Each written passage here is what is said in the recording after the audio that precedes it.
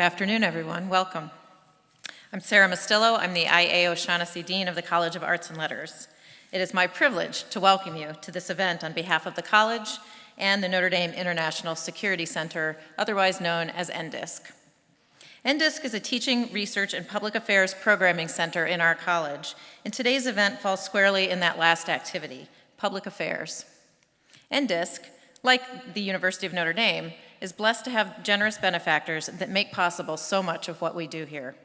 Today's event is sponsored by the Jack Kelly and Gail-Weiss Lecture Series in National Security. And it's my pleasure to invite Colonel Jack Kelly to introduce our speakers. Jack graduated from Notre Dame in 1974 and accepted a commission as an Army Special Forces officer in both the active and reserve components of the Army. He then moved to Capitol Hill as a congressional staffer where he met his wife, Gail. While he has done many things during his time in Washington since then, he is currently a partner at McPherson Group, LLP, a highly regarded firm advising on the management of public policy risk to national and multinational corporations. Jack, it is my pleasure to welcome you back to Notre Dame and to thank you and Gail for all you do for God, country, and Notre Dame.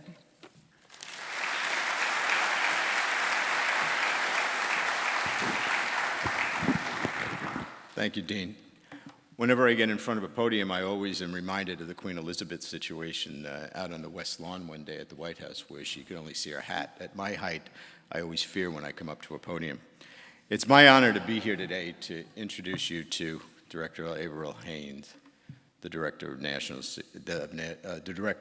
Intelligence. Director Haines' bio you've read.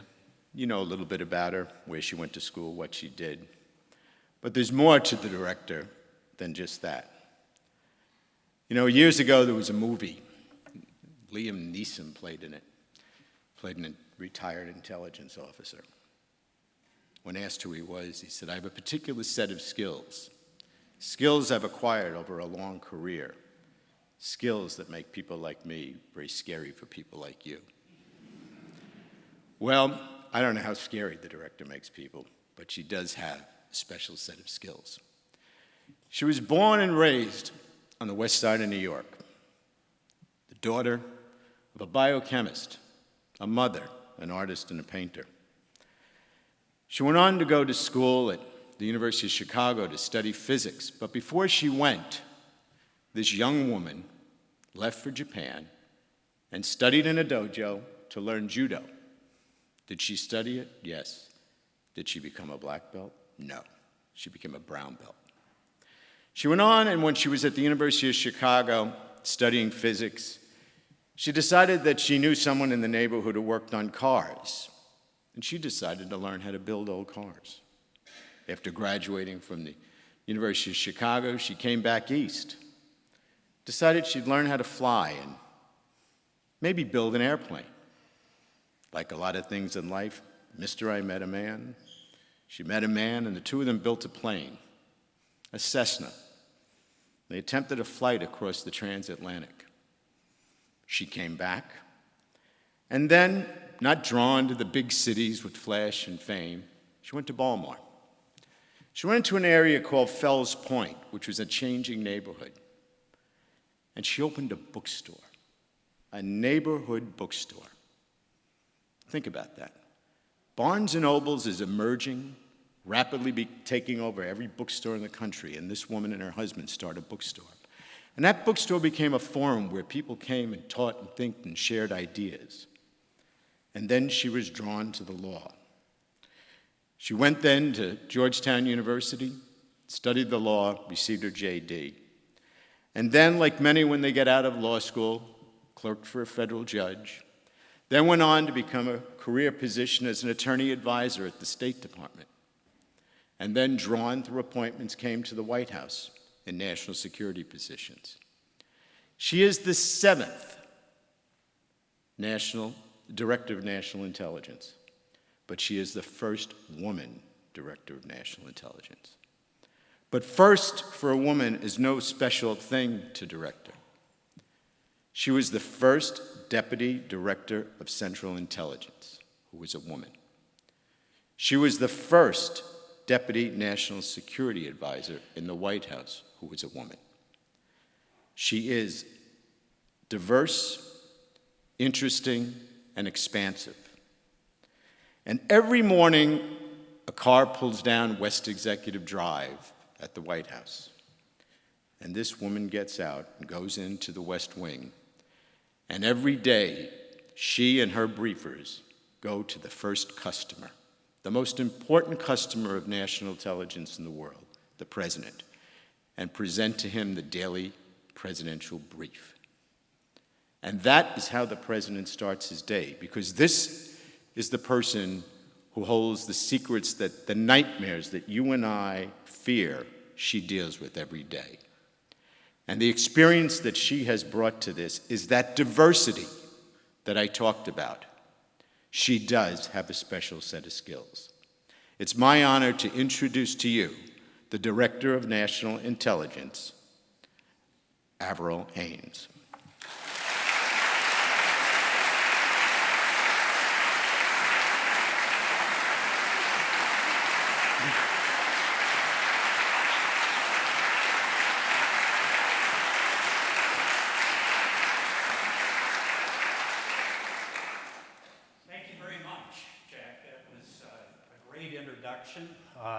Avril, it is great to have you here at Notre Dame. You're going to be deeply disappointed after that introduction, by the way. I don't think, though, that we would have gotten you to Notre Dame without the efforts of Amy McAuliffe, class of 1990. Amy is, I think, a great example of the many Notre Dame alums who are serving in Washington, in government, and in the intelligence community. It's amazing. But then again, it isn't amazing given the ethos of Notre Dame. Amy's the Assistant Director of CIA for Proliferation and Weapons of Mass Destruction. She was also chair of the NIC, the National Intelligence Council, which is directly underneath the ODNI. And we're pleased to have both of them on this panel today. So Amy, thank you for all you do for God, country, and Notre Dame. So we talked a little bit about ODNI, and I'm not sure if most of us really understand where the Office of the Director of National Intelligence fits within the intelligence community. Could you tell us a little bit about what it is, what it does, and what your vision for it is going forward, Avril? Sure, absolutely, Mike. And thank you so much for having me. And it is an extraordinary privilege to be here. And I will tell you that Amy, who I've had the great privilege of working with over the years, is truly one of the most brilliant, just thoughtful, and extremely passionate about Notre Dame. I would say, like today, just remarkable, just officers within the intelligence community. So it is, frankly, a treat to be here with you. And I just, to Jack and to Gail, who really have supported this lecture series and so much of what we do at the university and what you've been doing, thank you so much for the opportunity. Because I think for us, it's a chance for us to talk to some extraordinary people who, all of you that is, who we hope will consider the intelligence community at some point in your careers and lives. And, you know, as somebody who has been in different parts of it, it is truly one of the most extraordinary places to work, and yet it's also one of the most challenging places to figure out. And I think as a student or as somebody who's thinking about a career at some point, this gives us an opportunity to frankly talk to you a little bit about it, but also answer some of your questions. And I hope as you think things through, you will do so. So ODNI, the Office of the Director of National Intelligence, was really born out of 9/11, and probably all of you know that. It was, came out of kind of the 9/11 commission that looked at what happened, what could we have done better, how should we be thinking about our intelligence support to national security issues moving forward. And and identified a whole series of challenges. And the idea was that basically this office that I now direct would help to solve some of those. And a lot of them are focused on really kind of integrating intelligence, connecting the dots in effect and sharing intelligence across the intelligence community, also sharing intelligence that's both domestic and foreign, and making those connections in ways that help us to understand the full picture. And when you look at the statute, the sort of list of responsibilities is ridiculously long. But what I would say is that in large part, you know, there's sort of maybe four main things that I'd focus on. One is the idea is that you're the principal intelligence advisor for the president and, you know, the National Security Council and the national security community, in a sense, at that senior level. But in reality, the president, the National Security Council, the community has a lot of contact with the intelligence community. What I try to do and what my organization tries to do is really to pull together what the elements are doing and to facilitate their work so that we can get intelligence before the first customer, as Jack said, you know, and key folks who are having to make decisions, right? Intelligence that they can use in a form that allows them to use it to make a decision at a moment when they need it, that sort of thing. And so that is a fundamental aspect of what we do, and the President's Daily Brief is a kind of a manifestation of that, even though that's not the only sort of aspect of it. The second is really just in coordinating and integrating collection, analysis, and intelligence operations across the intelligence community. And that takes a lot of different forms, and we can get into different aspects of it if you're interested. And then a third piece of it is really managing the budget for the national intelligence community, and that takes a lot of work, and it is an area where I've gotten to learn a lot in the last, you know, sort of over a year and a half in this job. It's fascinating, and it's sort of one of those things where I feel like, you know, you're constantly relearning that money really matters, and so you can say it's a priority, but unless you actually put money behind it, you know, it's not going to be a priority and things like that. And so trying to figure out how we do that and are good stewards, essentially, of that is a big piece. And then really the fourth for me is sort of trying to make sure that I'm facilitating discussion at a strategic level about where it is that the intelligence community should go. And that's, you know, that's not just about next year, but really about long-term strategy for what's changing in the world that makes us think that we're going to have to sort of change the way we work so that we're actually prepared for those types of national security challenges moving forward. And it also means taking care of the basic infrastructure of our institutions and trying to ensure that we can, frankly, recruit and retain a diverse and talented workforce for the intelligence community. And that is probably the most important piece of our work in so many ways, because I learn over and over again how we will not be successful unless we actually have the right people there. And that's probably the most important thing that we could have in a crisis. So, Amy, before 2004, the director of CIA was also sort of the director of national intelligence. He was he or she, I guess, was the DCI. And the NIC, which you chaired a few years back, of course, was under the DCI. Now, with the reorganization that has produced the ODNI, how has that changed things from the perspective of, you know, one of the most important members of the intelligence community? I mean, I think it's really changed things for the better, and I draw my experience in a range of CIA positions, but I think most importantly when I ran the President's Daily Brief and when I was chair of the NIC, as you alluded to. And for me, focusing on the thread of analysis, it is so important that we're constantly challenging our views in the intelligence community, that we're looking at circumstances in the world and not thinking about things in a stale way. And oftentimes it's very hard.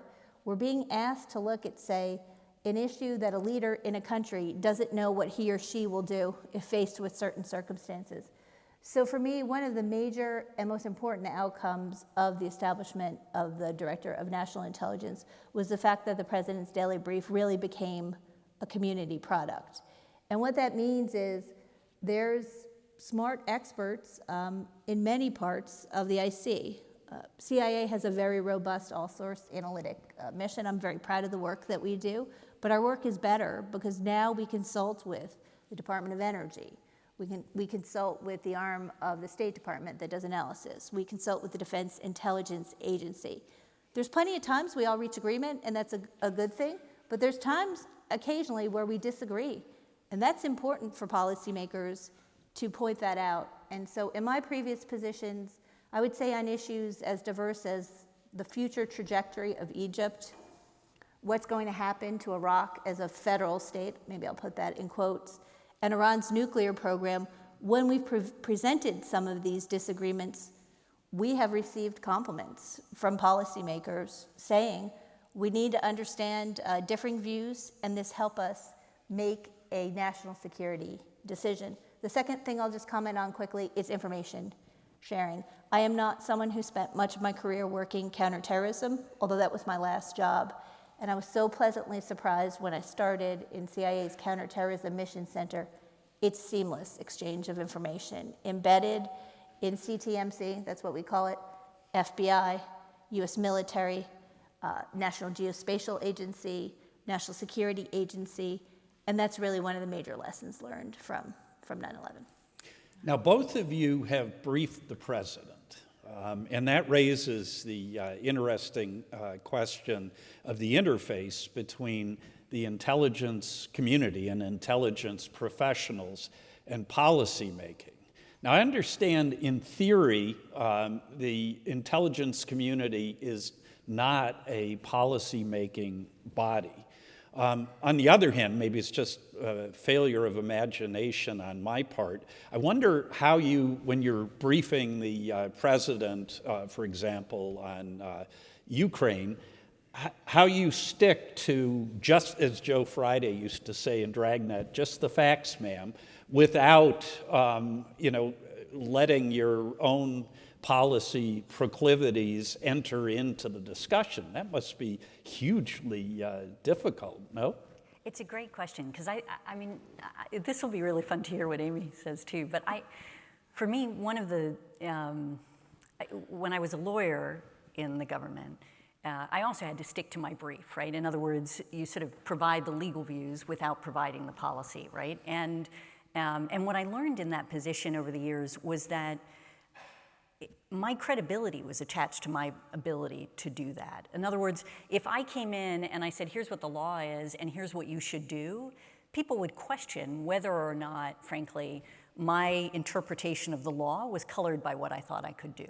And it is equally true in my experience in the intelligence community, which is to say that you really do have to be, in my view, quite careful about providing, here's our analysis, now over to you as to what conclusions you draw, decisions you take, all of those things. And it is also, in my view, important because that's what I spend all of my time trying to understand. What do the analysts think? How have they applied their tradecraft? What is our analytic line on X, Y, or Z? How might that change? It takes a lot of energy and time, and I want to be as careful about it as I can be and dig in as deep as I can, which means that's what I'm spending my time understanding. I'm not thinking about the diplomacy that is going to be necessary to do X, Y, or Z, or the military's brief on what is the appropriate approach to X, Y, or Z. It's important, I think, for all of us to participate in the decision-making process in a way that allows us to bring to bear the extraordinary experience and knowledge of the institutions we're representing at our level. And that gives the president or other senior decision-makers essentially the best ability to bring together all of that information and make the hard decisions. But I will tell you, in this last iteration, it was interesting for me because, previously I had been deputy director of the CIA, and then I moved into the principal deputy national security advisor job. And so I was still in the PDB, I was in the PDB in a different position. In other words, I was now suddenly briefing policy. And that felt odd for me. It was sort of like having to step out, into the policy space and not comment on the intelligence either, right? Because somebody else is responsible for that. And now what happened was I was, the lead for foreign policy and national security in the transition of the administration, and then I moved into the intelligence position. And so I was now briefing the president. And I like it much better, I will tell you. Like, it is so satisfying to lay things out and also to, sort of turn over to Jake, the National Security Advisor, or others, be like, yeah, over to you for the hard challenges. But it's also, it's appropriate, and you get excited about your own space as you're doing it, and if you recognize the importance of maintaining that, I think that adds to it. I don't know if that makes sense, but Amy, what do you think? How did you walk that knife edge, Amy? I think I would say for me, the seminal experience, so when I was a pretty junior officer, I was a PDB briefer in the Bush administration, and I was the briefer for General Peter Pace when he was the vice chairman of the Joint Chiefs of Staff, as well as for Doug Feith, who was number 3 in the Pentagon, and I was the substitute of choice, maybe not because he liked it, for God bless his soul, Secretary Rumsfeld. So this was right after 9/11 in the lead up to the war on Iraq. And on the civilian side of the house, I was delivering very unpopular messages essentially every day of the week. And it really does become an issue of being analytically objective, checking your views, any political views you have at the door. And I think balancing when we really have done all of our work, and that is our analysis, sticking to it, while balancing constantly challenging your analysis, if that makes any sense. And I think the one where we really did a fantastic job, and now I'm just speaking for CIA, was on whether Saddam Hussein was involved in 9/11. There were people at the Pentagon who really wanted to believe that was the case. We took that on board. We challenged our analysis repeatedly, but we came down on the side that Saddam Hussein and Iraq were not involved. And we had the support of senior CIA officials who at some point did go to civilians at the Pentagon, and I think maybe Secretary Cheney and his office, and said, look, we've investigated this every way. We promise if there's something new to tell you, we will. But it's difficult, and I've been in briefings where you're clearly not making the administration happy. And to be equal opportunity, I've made every administration that I've been involved, Democratic and Republican, unhappy. And many times, that's when you're best doing your job. Well, it's actually doubly difficult then. On the one hand, and I'm just thinking I couldn't do it at all because it'd have to stifle my harebrained, policy implications. But then secondly, if you have a administration that's resistant to particular assessment that you think is the right one, you've got to be able to stand up to the white heat that certainly, as we saw in the Iraq case, both with the connection to 9/11 but also the WMD assessment, that was not popular downtown. And let me be fair. Let me be fair to, and I can talk about this now because so many years have passed. Let me be fair to the civilians at the Pentagon. I learned a lot from them too, about not having hubris, about challenging your own view, and being able to explain why you weigh some evidence more heavily than others. So to be fair, I learned a lot from those grill sessions, although I did not particularly enjoy them. But and to add to that too, I mean, I think I've not been in government when there wasn't that kind of dynamic on certain issues. Like, I think that is just a natural part of the process, right? Like, and just as you said, I think I've learned a lot from those discussions at different times, being on either side of them, and it's appropriate for people to disagree. I mean, these are things that are, they matter, and you want to make sure that folks have done their homework and, and understand why it is that somebody across the table thinks differently than you do about it. I agree, and I think it's appropriate, and I tell the folks who work for me, it's appropriate for senior policymakers to grill us, and maybe to grill us repeatedly. Yeah. Then it requires strong leadership above us if there's a perception that we're being asked to somehow change a view for political reasons. But. Yeah. So, tell me about the annual threat assessment. And particularly, we just suffered a terrible intelligence failure here at Notre Dame. Our threat assessment of the adversary we faced last Saturday was really sort of off the mark. So we're bringing Phil Zellico in to chair a commission on how we got that wrong. But the annual threat assessment... You still have this weekend, right? No. We're good. The Golden Bears better be ready for some payback. But tell us about the annual threat assessment, and can you share some highlights from this year's annual threat assessment? Yeah, sure. So we do an annual threat assessment. It is an intelligence community product and really draws from across the community. It is something that you'll find on our website. If you have any interest, please feel free to go check it out on ODNI's website.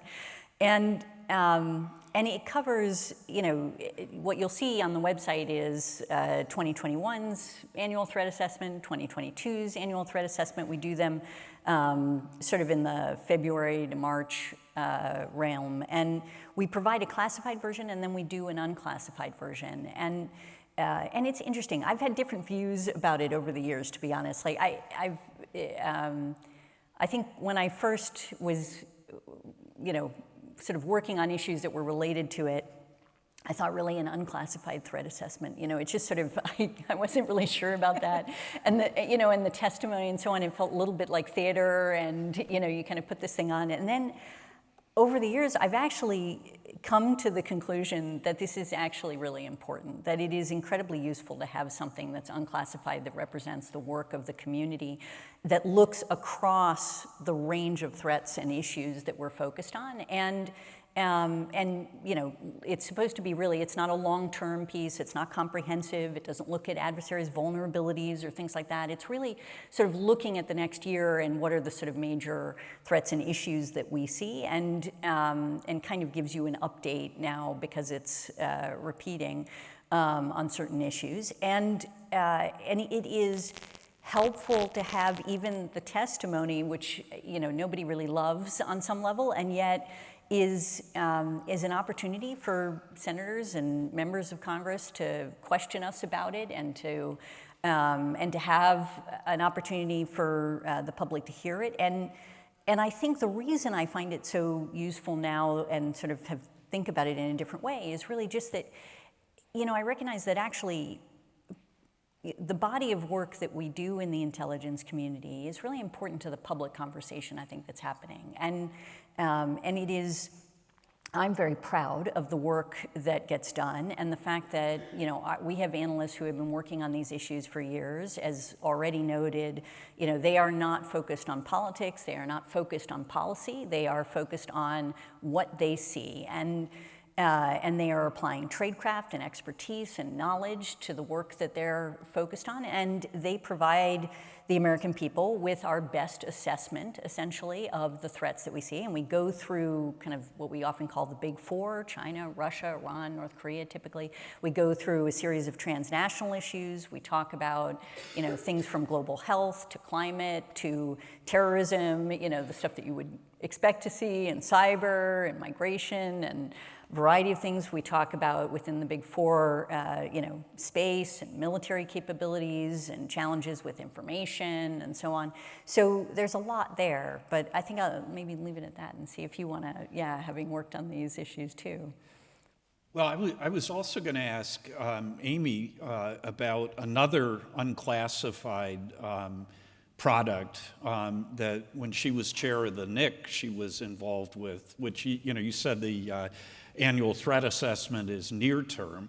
The global trends process, which I had a little bit of involvement in, is very different, a very interesting, in my view, exercise as well. Did you want to, sort of talk about that in comparison to the annual threat assessment? I may say that my view on both, like the director has stated, have evolved. For large chunks of my career, I was not pleased to be overseeing the entirety or portions of the annual threat assessment.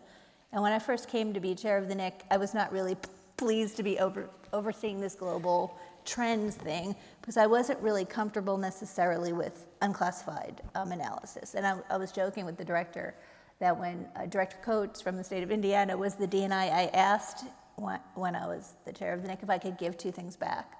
I asked if I could give back the threat assessment and coverage of election security. And he told me no, I couldn't give any of those back. But I think the more I've been involved, I agree with Avril. I think it is important to the public conversation, to transparency, and so the American public, and in fact people around the world, can see what we do. With global trends, I was very pleasantly surprised that while certainly it's important to policymakers in the United States, it's really really starts conversations globally with our key partners, with academics. People really wait for it, and then they want to engage in a debate. And I think especially because a portion of the NIC's mission is outreach, right, with academics, with others, we, and then obviously subsequent to me, people on the NIC are able to have great access to the best thinkers, including on topics that we might not be expert on. So I'll end and just say, maybe the one thing that still gives me pause, and I think it's the threat assessment has really been improved in this regard, is we do have to balance, of course, what we say publicly with telling the adversaries things that we don't want them to know, and I think we've reached the right balance. Yeah. So another issue I thought it'd be interesting to have you two touch on is the question of classified intelligence sharing with allies. And it seems to me the current crisis du jour, the war in Ukraine, is a good example of both when it worked and when it didn't work. And it seems to me the example of when it didn't work was the puzzling hesitancy of President Zelensky to agree with the United States that a Russian invasion was imminent. But it seems to me, see if you agree with this, that in terms of collaboration, that the war has sparked a lot of collaboration between especially the NATO allies. Is that a reasonable assessment? Yeah, I mean, I think, and if you would allow me, I think embedded in this question is this other issue that Amy and I have talked a lot about, which is, like, how do you help people understand what intelligence gives the policymaker in order to be able to do their job, right? Like, what are the kinds of things that we're bringing to them that really makes a difference to the policymaking decision and discussion?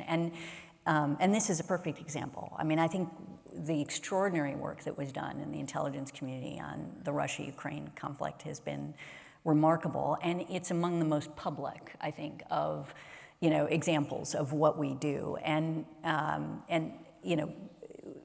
thanks to the intelligence community, thanks to remarkable people within the intelligence community, we were able to see that there was a buildup, obviously, of Russian forces on the border of Ukraine. And to not just see the buildup, but to also assess that this was essentially Russia planning for the option of a large-scale invasion. And when we brought that, frankly, to the policy community, many policymakers were a little skeptical about that. And I think, again, I think that was reasonable. We had the discussions back and forth, and we said, well, here's why.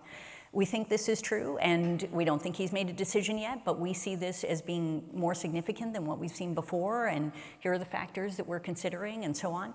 And I remember, being in the office with the boss, with the president, and he said, okay, Jake, Tony, you guys got to get out there and start talking to our allies, because if this is going to happen, we've got to actually figure out with them what we're going to do in response and whether or not there's any opportunity to deter and, so on.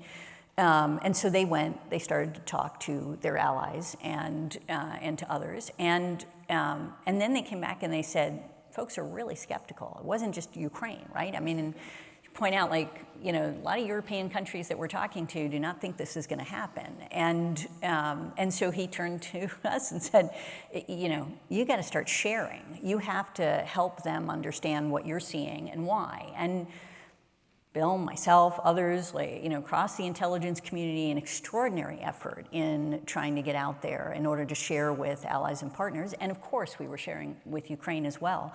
And it is, I think it was very interesting to see how that developed and how much better we got at the sharing, frankly, during that process, and also how much we learned from our partners and allies as we went through the process and were able to refine how we were thinking about it. But I think looking back on it, at least, I think, I know I've talked to Tony and Jake, others, I think all of us believe that it made a difference in what they were able to discuss and the planning they were able to do, so that when there was, in fact, an an invasion, they were prepared to respond to it in a way that they just would not have been without the kind of intelligence sharing that we did during that period. And it's not that we convinced everybody, but I think we gave them enough, and there was enough of a discussion that even the folks that were skeptical said this is a serious option.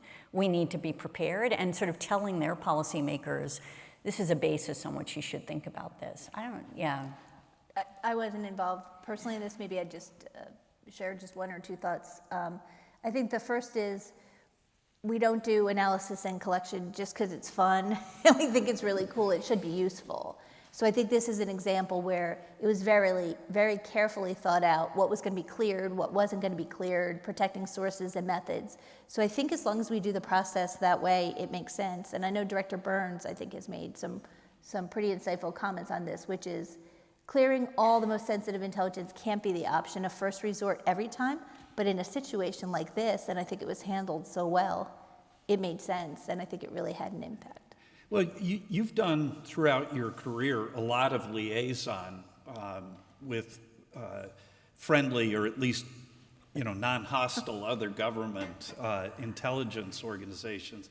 Isn't that still, though, a knife edge that's tough to walk?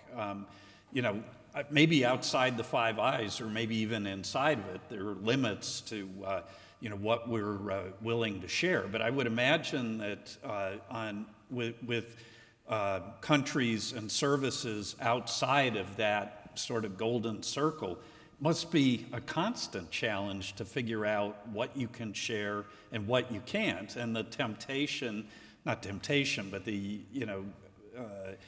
desire to present what you know is right, could be constrained by the fact that maybe you can't share everything that you know that convinces you that it's right. I'll defer to the DNI, but I think we've really improved, at least over the last 10 years, on what we share with whom and why, and I think we're more flexible, right? And I think it just takes, to some extent, it's a realpolitik calculation, which is you're dealing with another service, because there are areas where there's a confluence of interests, but they have their interests, we have ours. You got to go for the Venn diagram where it overlaps. You have to understand what the Venn diagram is, and I just feel, in part because of the role of the DNI, and I defer to Avril here, I think we've become a lot more flexible in that space, but still room for improvement. Yeah, no, I absolutely agree. And I think one of the things, too, that it gives me an opportunity to talk about the fact that the Russia-Ukraine example is perfect to demonstrate just how much of a team sport it is within the intelligence community. I mean, there were, every type of int was brought to bear, in a sense, and we use short for intelligence. I'm sure everybody probably in this auditorium knows that.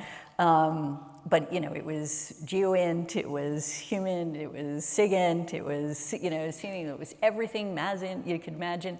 And when you have a community that's working together in that kind of way, it makes it easier to be flexible and to think through how you do it in a way that helps you protect, ultimately the critical accesses that give you the intelligence to begin with that you want to make sure you can rely on for the future. And I think, there's a distinction in this that maybe is worth drawing out, which is to say they're sharing with partners and allies, they're sharing with,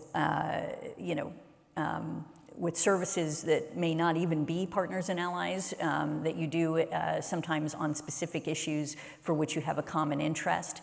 And then there's also disclosing publicly, right? And I think all of these require different calculations and thinking, and we do a lot of that, and we really try to be as extraordinarily rigorous as you could imagine. And it's quite a process, because you really have to be extremely careful about what you're doing in all of these venues. You have to be as coordinated as you can possibly be, and it's not easy. There's a lot happening behind the scenes to actually make that possible, and yet I think it is extraordinarily useful.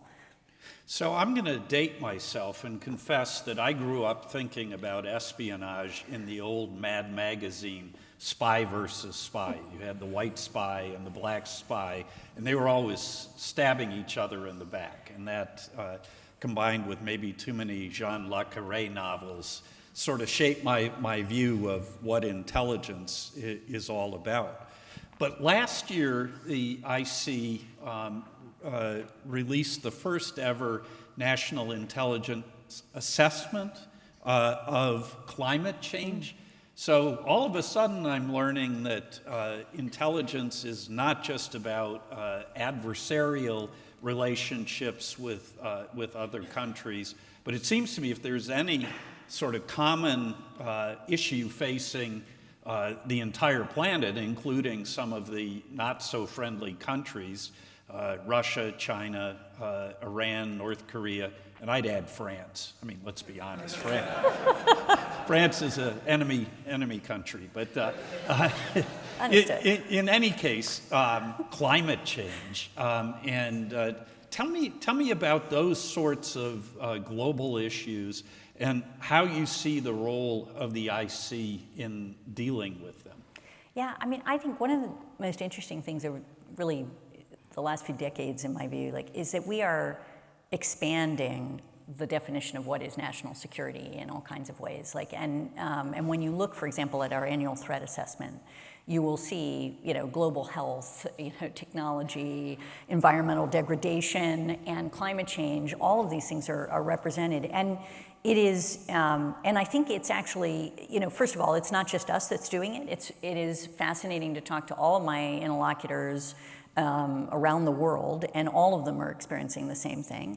It requires us to bring new and important expertise into the intelligence community. It means that I don't care what you're studying, we can use you, and it is absolutely true and sort of fascinating to have those experiences.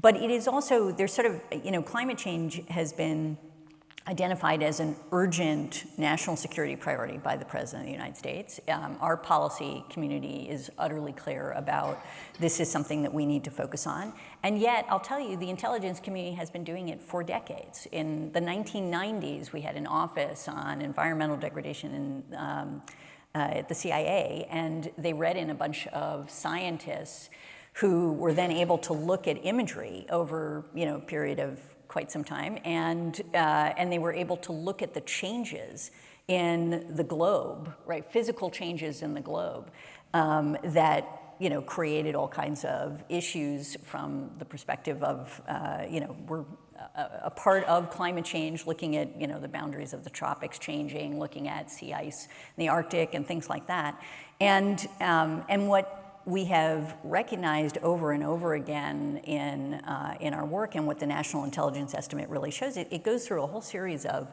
physical effects of climate change, right? Whether they be temperature or droughts or increased intensity of storms, et cetera, right? And it really starts the work in many respects on here's all of these different physical effects, and now how do we integrate that with the extraordinary knowledge and experience that we have in the intelligence community on national security issues to understand how they intersect and how it is that droughts in a certain area of the world creates less arable land that produces greater conflict between farmers and herders, or where it is that a rise in temperature in sub-Saharan Africa is likely to be a major factor in migration, or the flooding that we're seeing is going to affect our bases in the Marshall Islands, and as a consequence that will affect military readiness. So there's near-term and there's long-term threats that we're thinking about in this context, and it's absolutely crucial, I think, for us to be doing this work. And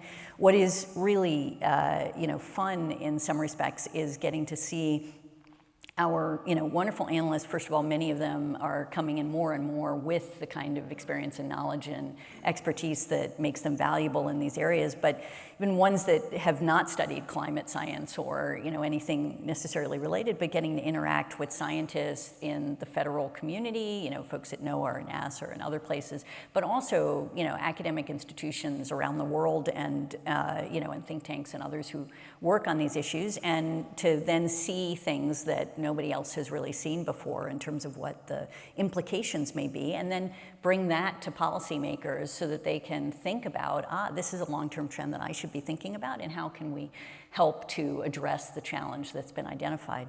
So Amy, one of the issues you've worked on throughout your career, I think, is a similar sort of issue.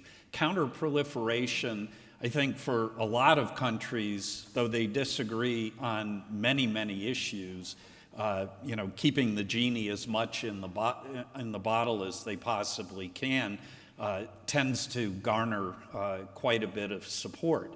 Can you think of other issues beyond counterproliferation and climate change that could be, these sort of consensus issues that would bring together a lot of countries on the same side on that issue? Yeah, I think to pull a few of the threads that you did, it's really the balancing act between looking at weapons of mass destruction programs and now these really technologically advanced conventional weapons programs that China and Russia are pushing forward on. So for a long time, we really focused on weapons of mass destruction programs. And in China and Russia, it was pretty steady state for a while. We covered it, we collected on it, I think we did analytically sophisticated work. There was a lot of hay to be made, though, kind of on newer nuclear or close to nuclear powers. So, of course, like North Korea, Pakistan, Iran. And we always have to have our eye out, obviously, for who might go nuclear next. I think the issue becomes you have that regular kind of set of issues. You have Russia and Chinese, advancing, especially their nuclear and missile arsenals technologically. And then you have China and Russia, and especially China, coming up with advanced weapons. So you have to balance and be able to understand, and I think place proper priority on the issue sets. It also requires new types of technical expertise, because some of these advanced weapon systems, what's really underpinning them? Well, hypersonics, artificial intelligence, quantum computing. So that those, to some extent, those are new areas of expertise, and you have to factor that into your analysis. Maybe the final point that I would make is, I think what concerns me, and I don't have the answer, I wish I did, particularly with China, you've seen over the last 10 years, really the development of these exquisite kind of modern technologies, and people generally think about, hypersonics. You see maybe different testing protocols than we have in the United States. You have industrial policies, things that seem to allow the Chinese to innovate pretty quickly. I think the problem analytically becomes, how then would you factor that into a wartime scenario? China hasn't fought a war since 1979. China places a great emphasis on fighting jointly, all of the services working together. They've never done it, though. And if you talk to U.S. military officials, that doesn't work that well until you practice it. So I think it's balancing the real warning about China and what it's doing technologically, and that's because of also economic factors, technological factors, political factors, with if you game it out in a wartime scenario, how would China fare? And I'm not really sure the answer to that one. If you look at Russia on the battlefield in Ukraine, it's been more kind of typical conventional weapons, some advanced technologies. They haven't fared well because they're not fighting well. They don't have good morale. They don't have good command and control. So it's these types of factors that are very hard to kind of get your arms around to get the analysis right. But I welcome input from the director. Thank you. Jack Kelly and Gail Weiss, of course, are long-term supporters of the Kelly-Weiss lecture series. They're also very supportive of our students. Jack and Gail support not only student research, but also student internships, particularly making it possible for our students who get a very good internship that maybe doesn't pay at all, or at least pay enough. And so we're grateful to them for that support. But at the center of all they support in NDISC in one way or another is our students. And actually, I want to sort of pivot because we have a number of our undergraduate students who've put together really terrific questions for you. And I feel like Johnny Carson and, the Karnak the Great. I don't know, what sort of crazy things are going to come out, but I think they're going to be really terrific. So I'd like to move now to that phase of the program. It's also, by the way, the tradition here at Notre Dame that we ask students to be a big part of the discussion. So, Kenzie Phillips, I can't see you out there, but there you are. Please come forward to the microphone, maybe say just a word of biography, and then let it fly. Sounds great. Thank you guys so much for coming here today. I'm Kenzie. I'm a senior political science major, and I'm also an NDISC fellow. I really enjoyed your guys' talk. So just recently, the Biden administration has told 2 U.S. chip-making companies to freeze sales of a certain type of computer chip to China, a move that reflects intensifying tensions between Beijing and Washington. It also has become apparent that this hardware has emerged as an important geopolitical resource for U.S. and China strategic rivals. So my question for you guys is, do you and your colleagues in the IC believe that the U.S. can balance national security interests with the cost benefit of a full decoupling of a global semiconductor value chain? Yeah, so it's a great question, and I will tell you, I think semiconductor chips and the conversation around it has been, at least from my perspective, fascinating to watch on some level, because it is, in a way, a paradigm that I think we'll see repeated in a variety of other areas, although it is relatively unique because semiconductors tend to be almost like the Rosetta Stone for other technological advancement, right? Like in the sense that you need to have these in order to do so many other things, and as a consequence, it's sort of at the center of the storm.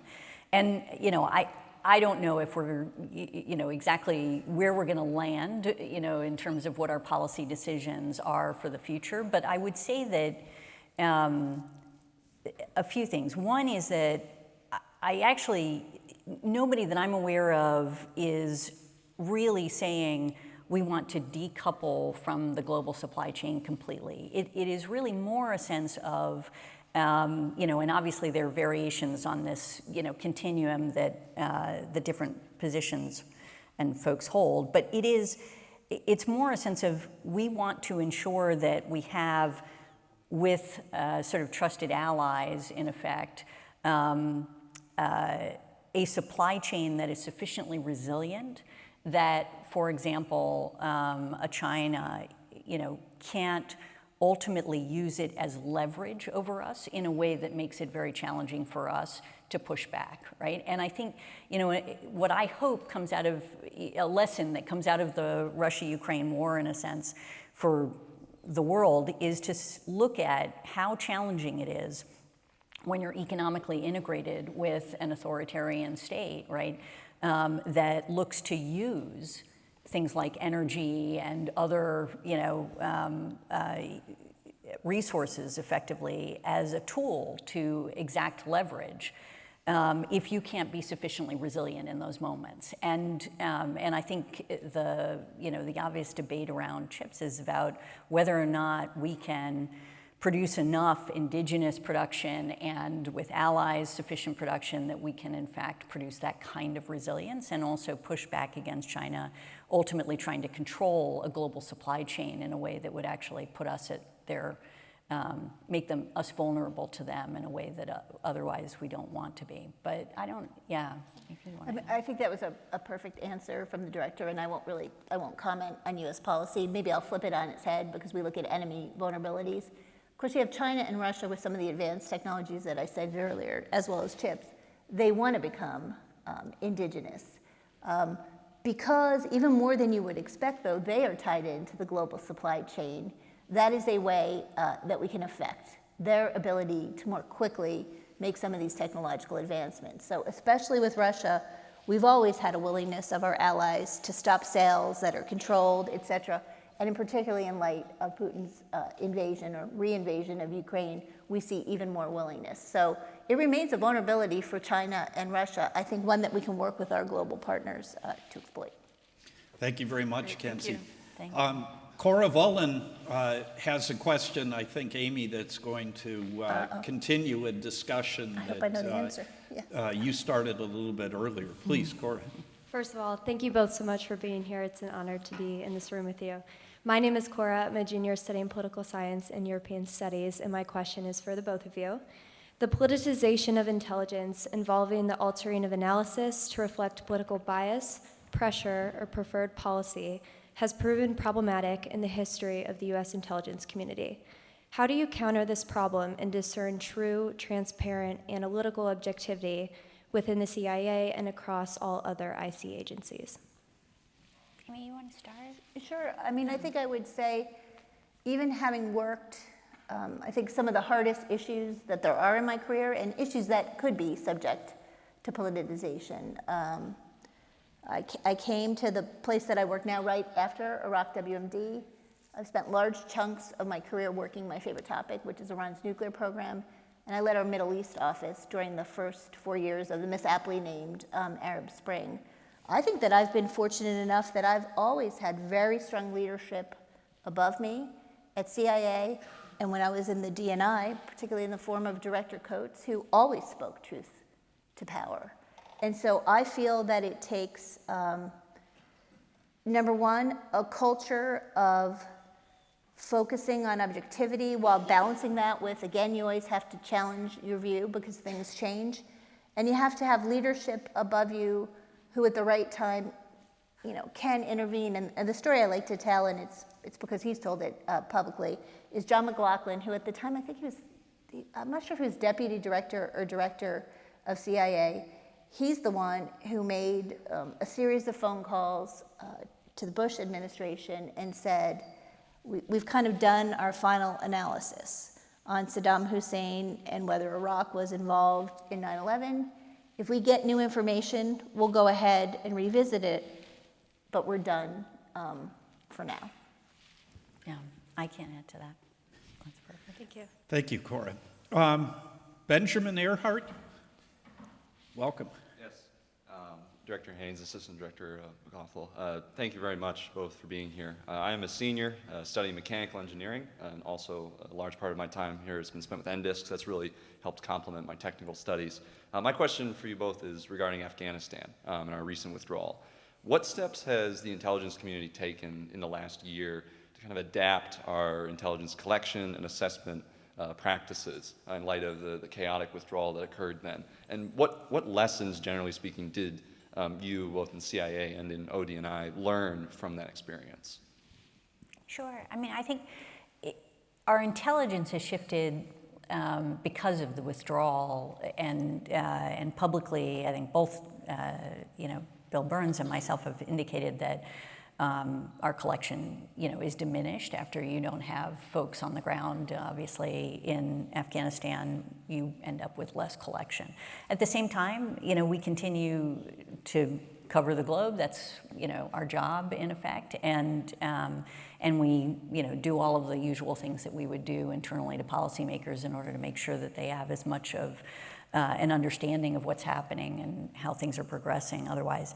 In terms of lessons learned, I mean, I think we've talked about, I think one of the questions that came up in the context of Afghanistan and our analysis there, and also in the context of Russia-Ukraine, even though I think they're sort of different flavors of a similar challenge, is this question of will to fight and our capacity to analyze military sort of capabilities in the context of a conflict, right? And I use that additional phrase because it's one of the challenges is not just predicting an effect or assessing the strength of a military, but the question is, and can that military do X, right? Like in, a particular scenario that you're looking at, right? And we've got, analysts, as you might imagine, across the community looking at this issue, kind of looking at different past periods, saying, okay, is there anything we can do better in the future because we're a learning organization? And we do this all the time. I mean, I can guarantee you, I've been involved in, probably more so than I have, like just hundreds of these kinds of things where you look back and you go, like, is there anything we could have done differently? How about this? How do we think about this? What's our way of approaching it? And I've been spending more time, recently, obviously, on the question of what about our assessments of the Russian military and their capabilities and how they interacted with the Ukrainian? And one of the things that I find really fascinating about it, the will to fight piece, there's fundamentally a psychological aspect of that that's very challenging to predict, and a lot of discussions that go into that piece. When we look at what happened in Ukraine, what you see is, not just looking at the evaluation of the military in terms of its assets, its capabilities, its how much ammunition does it have, or vehicles, or what weapons and so on. But the factors that really sort of make it much more challenging is they were planning for a different fight than they ended up in, right? Like, so they, just to throw a few examples, and this won't be comprehensive, but, they expected it to go much faster. As a consequence, they didn't prepare for the kind of fight they ended up in, right? The fact that they, sort of ended up in a variety of axes that were not well coordinated together and not working across these different issues. Sort of very interesting to see how challenging that was. Looking at the fact that in many respects, trying to sift through what's appropriate to say in an unclassified form, but it is, but there's a series of things that relate to, it's been indicated that they didn't, that basically Putin kept things very close in terms of his preparation for this conflict. And as a consequence, they did not likely go through the kind of coordination that they would have gone through with the planners, the logistics, the folks like that, right? That may have had an impact on the way in which they conducted it. So, there's all kinds of things that you have to think about that are even beyond, right, just, is the military got enough guns and enough people and enough, training to do X, Y, and Z that are relevant to these kinds of assessments, and they're really hard. And I have to say, I am so proud of the work that the intelligence community has done in this area, and yet I'm also incredibly proud of the fact that everybody comes to work and goes, well, how could we have done it better, And that's so much a part of what I love about being in the intelligence community. So these are some of the things that we're thinking about. So Amy, if we could get you to pick up the last thread of that Director Haines sort of pulled out. I think Ben was absolutely right to focus on Afghanistan as an intelligence failure. But is there a problem with we tend to focus on the failures and maybe not put them in the context of how often things work right? And that, given the difficulty of the issues that we're trying to understand, it's highly likely that we're not going to get them right 100% of the times. Does that make sense? I would disagree with your premise, because I don't think Afghanistan was an intelligence failure. Maybe I'd make just 2 or 3 points. I agree with the director. I would tell you that for 17 or so years, the intelligence community, I'm using my hand here, said the trajectory of the conflict was like this, if you're the Afghan government and the Afghan forces. I think the issue becomes, sometimes we're asked or we self-impose to kind of analyze what is unanalyzable. If Ghani didn't know what was going to happen, if the Afghan forces on the ground didn't know what was going to happen or what action or not action they're going to take, I think that's a very difficult situation to be in. Now, I don't want to seem like I'm dug in, because I've spent my whole career, I think, learning analytic lessons learned and trying to teach them to other people. I agree with the director. This will to fight thing is very difficult to measure, to come up with. We probably could do better. The second half of your question, though, was successes that we don't. Well, it seems natural. It's sort of like, newspapers want man bites dog stories because they're interesting. We're attracted to that. But most of the biting the interspecies biting that goes on is dog biting man, and I suspect, from my short experience in the community and all I've read, that most of the time the community is producing reliable and correct intelligence, and so it only becomes public, or often only becomes public, when something goes wrong. but probably never goes public when things go right. And isn't that a challenge to deal with? I mean, it can be a workforce challenge, but that's our job. Our job, to some extent, is to do our work quietly. I think we do, though, as the intelligence community, we learn lessons analytically very well, and we apply them going forward. So I'll take the misaptly named Arab Spring.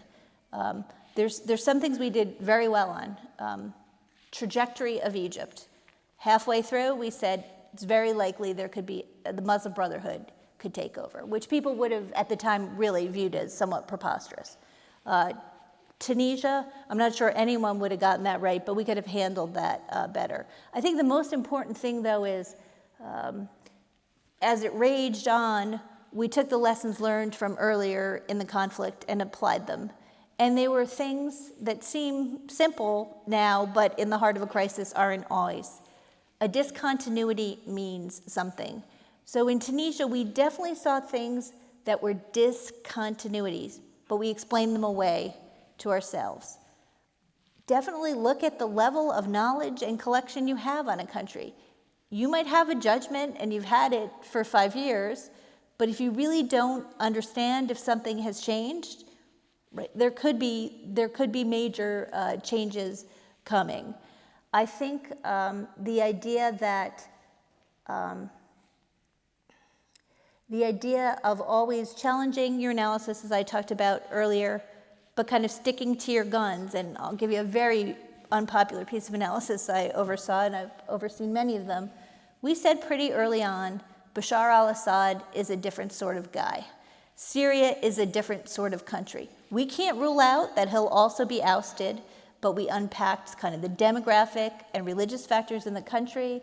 We looked at the Syrian military, and we very unpopularly said, we think he's going to hang on. Now, unfortunately, for the poor people of Syria, he's still in charge. So I think we do a good job applying the lessons learned, maybe without overly beating ourselves up or kind of feeling bad about it. I don't know. That wasn't a good answer. No, it was good. The only thing I'd add, just because I fully agree, there's sort of two pieces to it. One is I have predecessor Director Clapper who used to say there's only intelligence failures and policy successes. I realize that's an icy perspective, but I happen to share it sometimes. But one of the challenges of that is that when things come out, what's actually hard is that we can't often talk about why we think that what's being reported isn't exactly right. And that I find much more so than the sort of idea that we always, that only the bad things come out or something along those lines. But at the same time, the flip side of it, that I think is worth mentioning, and I don't really know how to fix this in many respects, because it's a problem not just for us, but for a lot of different sectors, and maybe this will resonate with some of you. There is just an insatiable sort of desire for finding the fault in, like, this wasn't exactly accurate, and that's the piece that you focus in on. And the challenge that I find in that thing, because I'm sure I'm subject to it on some level as well, when I'm looking at other things that I'm not thinking about, in the intelligence community, but what happens is it makes it very hard for us to then talk about, what we think we did well and what we think we didn't do well. And that is what I think we have to be able to do in order to be healthy. We are never, as successful as we were in our analysis on Russia-Ukraine, we made mistakes. It is not perfect. And if we can't discuss that without somehow seeming to undermine the value of what we did do, then I think we're not going to be able to be as direct and honest and frankly learn as effectively for the future. But I also found that, when I was in physics and in science, it felt like people expected scientists to have the answer to everything and to never change, right? And there's a whole series of places where I find this to be a challenge, and somehow we just have to get a little bit more, make room for that, I think. So our next question is right in the science wheelhouse. Wow. Cullen Gahegan? Thank you both very much for coming to speak at Notre Dame. I'm Cullen Gahegan. I'm a Russian and political science major here at Notre Dame. And my question I'd like to propose to the panel, do you think that quantum computers will substantially disrupt the intelligence community? And if so, in what ways? You want me to start? You can start. I mean, I think quantum science and quantum science information is, without question, going to be revolutionary in different ways over, the next several decades, right? Like, I think it is already affecting us. We have a variety of policy direction, and certainly I see work that's on cryptography and, and the implications there. But there's so much more to what quantum science is going to be doing, and I think changing our worlds on. And in a way,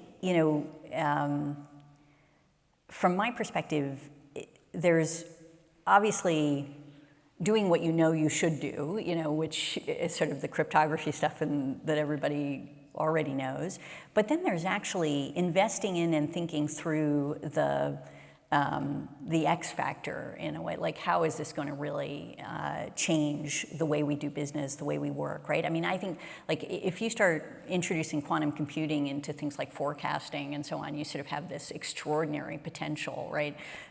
There's this great quote, I'm going to get it completely wrong, but like out of Feynman's lectures where Feynman says, the world is quantum, and if you don't have, basically a quantum computer, you really are not going to be able to predict the world and do the kind of work that you would expect to do. And it is, it could be astonishing what it is that we get out of quantum computing in the future. And I hope that we're thoughtful enough about what those potentials are, that we're able to actually, both seize the opportunities, but also understand what the threats are and how to manage them moving forward. I don't know if that's a very satisfying answer. No, but, that's yeah. a great answer. I'd just add maybe two things. One, we're squarely focused on the potential use cases for China and Russia of quantum computing.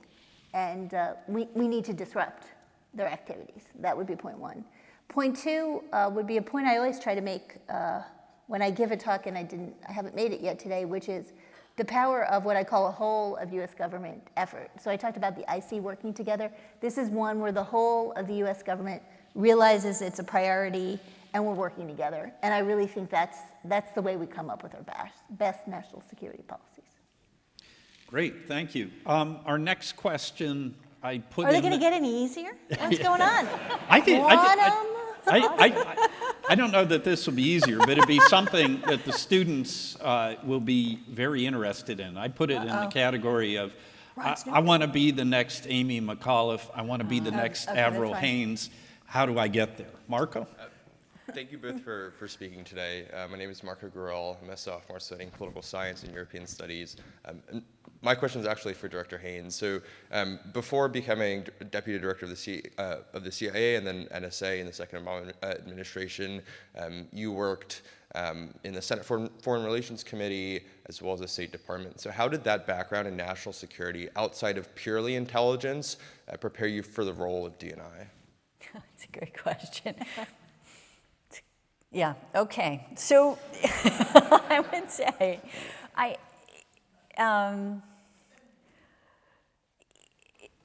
in a couple of different ways, maybe.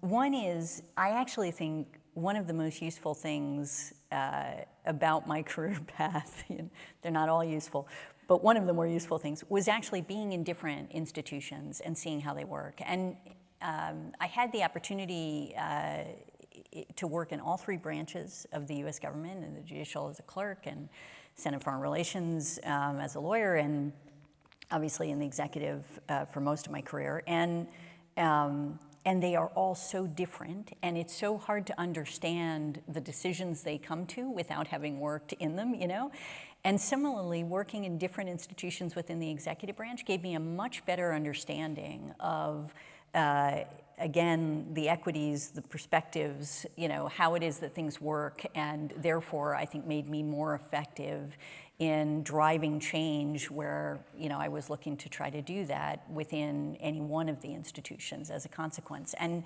I find, for those of you that are thinking about these issues, working on the Hill was absolutely phenomenal for my professional career. Like it wasn't so much that it was set in foreign relations or any particular thing, but it's a completely different perspective on the work that we're doing across the government. And as a lawyer, it was especially fascinating because what I recognized and had to deal with, and I'm really not sure this is constitutional, by the way, because I was detailed over. So I got my paycheck from the executive branch, but I was the lawyer for the Senate Foreign Relations Committee.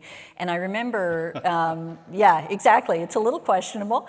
And the chairman of the Foreign Relations Committee at the time was then Senator Biden, and he had a call with the Secretary of State, which is Colin Powell, who I worked for at the time, and said, I want to be clear about this. She's my lawyer, and she's not going to be talking to you about what it is that she's doing and all of those things. It was sort of fascinating, right? But I also had to walk into a legal position where the legal interpretations taken by my predecessors in that office were different for the same issues than the executive branch's interpretations, and I had to live with that, right?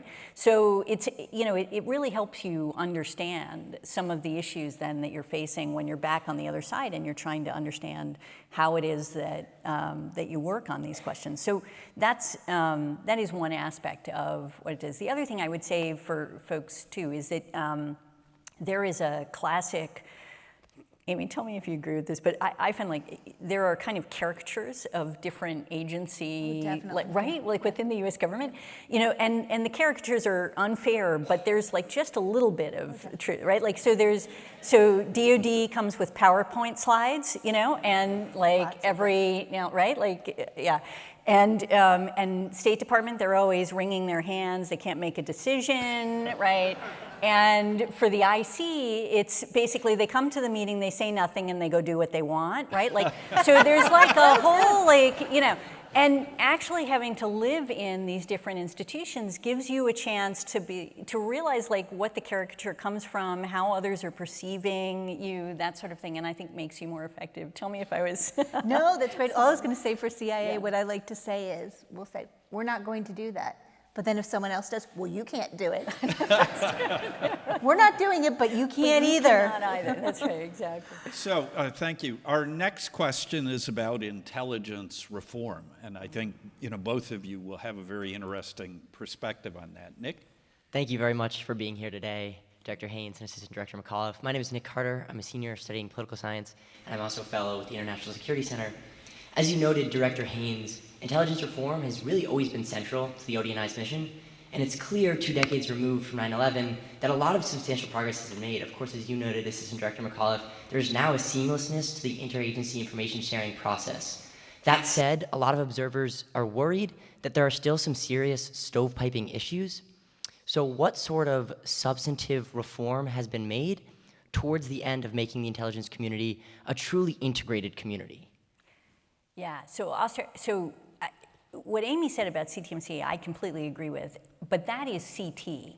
There is not seamless information sharing. God, let me just tell you, right? Like, as much as we would like it to be perfect, it is definitely not there yet. And in fact, one of the things that we've been working on with NCTC, the National Counterterrorism Center, and with the community on these issues is how can we take the lessons that we learned through the really hard-fought, frankly, lessons that we learned through counterterrorism work and apply them into different spaces. And I think, we're seeing some of that being adopted in the context of cyber, but it's still not where CT is, and you can see room for improvement in these areas. And that's something that we've been spending some time on. Another area that I would talk about is transnational organized crime. That's another space where, and these areas, transnational organized crime in particular, has a similarity with CT insofar as there's a lot of work where you've got law enforcement and intelligence folks who are trying to work together, and there are a lot of challenges with that are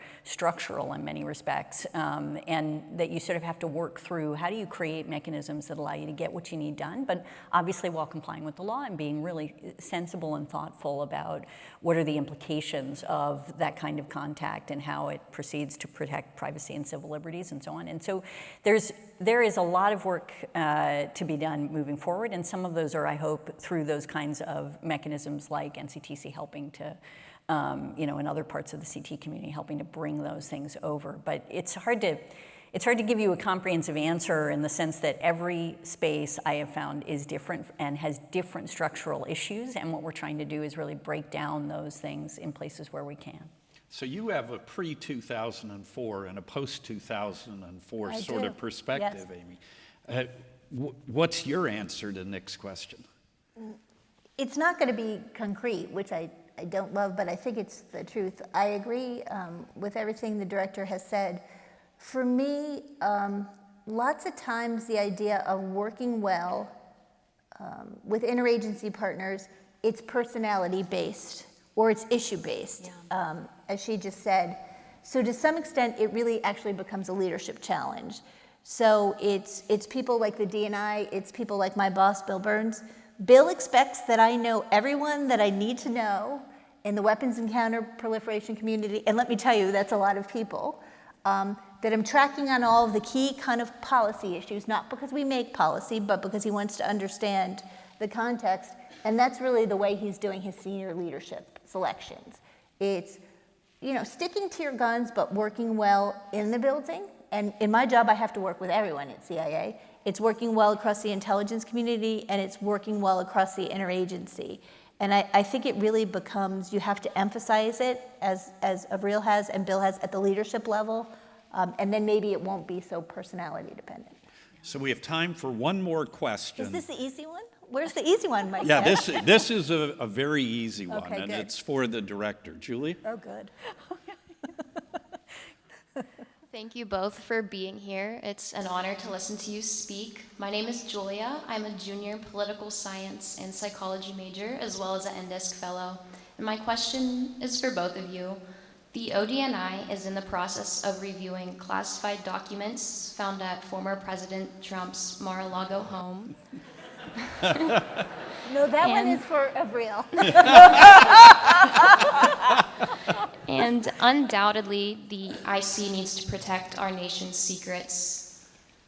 But given the intense political controversy surrounding the former president, do you worry the ODNI may, like the FBI, become mired in controversy?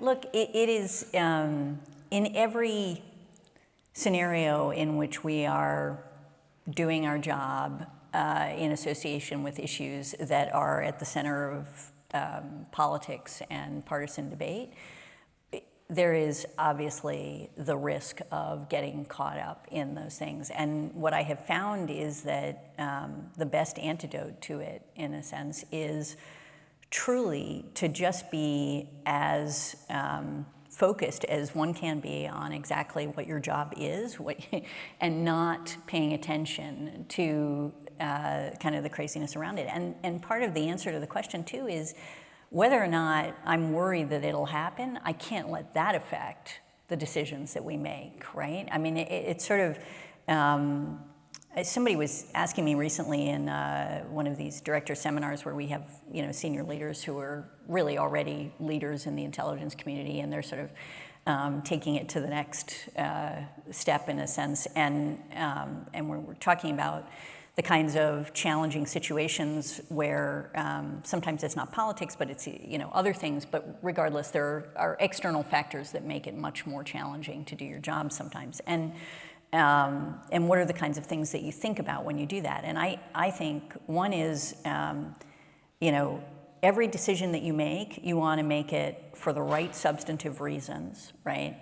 And then you also want to look at it through the lens of how it is perceived, because, so in other words, you can't ignore that.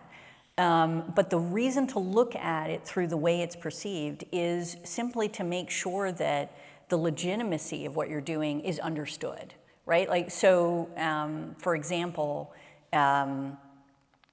if you're running a process that people are concerned about introducing bias into, right?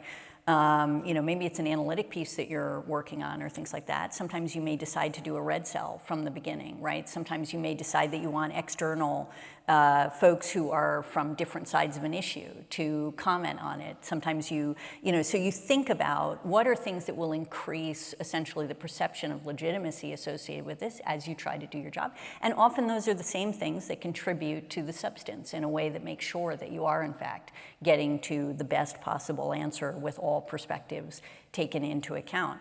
I think the second thing is that often you are constrained in terms of your capacity to communicate on those types of issues.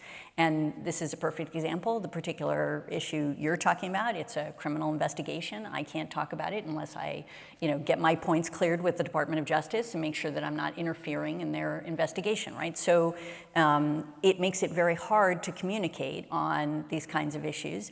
And yet, communication is critically important. And I don't just mean external communication, but also internal communication, so that people understand what you're doing, when you're doing it, why you're doing it, right? And that you're doing it for the right reasons. And so all of those things are the kinds of things that you need to think about in these types of situations. And then you just let the chips fall where they may, right? And just make sure that you're going to be proud about the job you did at the end of the day, and that you can stand up and still face the people you love, really, right, and respect when, you say, well, here's what I did and here's why.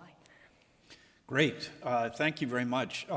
Director Haines, Assistant Director McAuliffe, we had a huge number of questions from our students, and I know that there are undoubtedly more questions out in the audience, more questions than there is time.